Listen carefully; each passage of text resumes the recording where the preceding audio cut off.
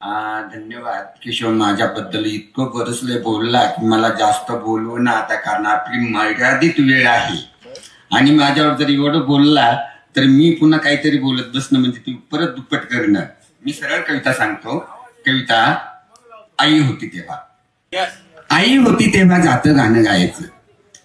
आई होती तेव्हा जातं गाणं गायचं.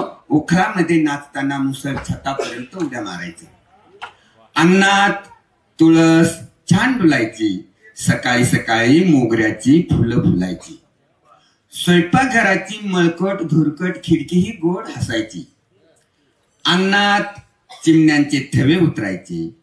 अंगणही त्यांच्यासाठी पाय पसरून ऐसपैस बसायचं. एखादं चुकार चिमणीचं बाळ दुरूनच टुकू टुकू आईकडे बघायचं. आईनं कौतुकाने त्याच्याकडे पाहिलं की त्याच्या पंखात बळ यायचं. खुदकन हसल्यासारखं पिल्लू फुटकन उडायचं. थांबायचं.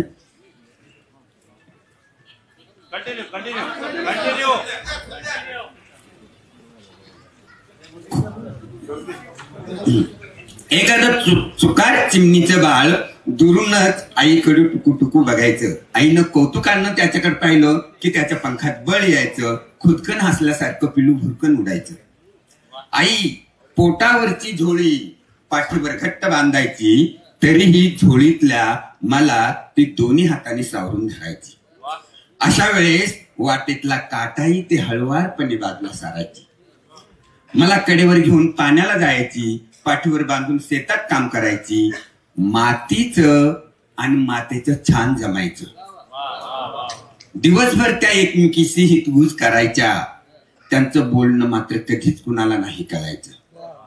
शेवटी आईनं इथली सगळी आवराआवर केली. आपलं संपूर्ण आई पण लेकी सुनांच्या ओटीत घालून ती परधाम यात्रेला निघून गेली. आता मी आईच्या आठवणीनं व्याकुळ होतो. तेव्हा शेतात बांधावर कडामेरांनी आईला शोधतो. शेवटी मातेलाच विचारतो, माते मला पाठीवर घेऊन आई शेतात काम करायची, तेव्हा खरं सांग तुझ्या कानात काय सांगायची. तेव्हा ती मातेच्या मायाळूपणे म्हणते, तिचं एकच म्हणणं असायचं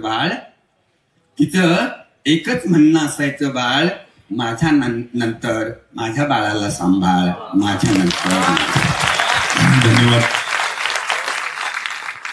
तुकाराम धांडे हे नाशिकच्या इगतपुरी येथे जन्मले आहेत. आदिवासी परिवारामध्ये. त्यांच्याकडे वेशभूषा बघून लक्षात येईल.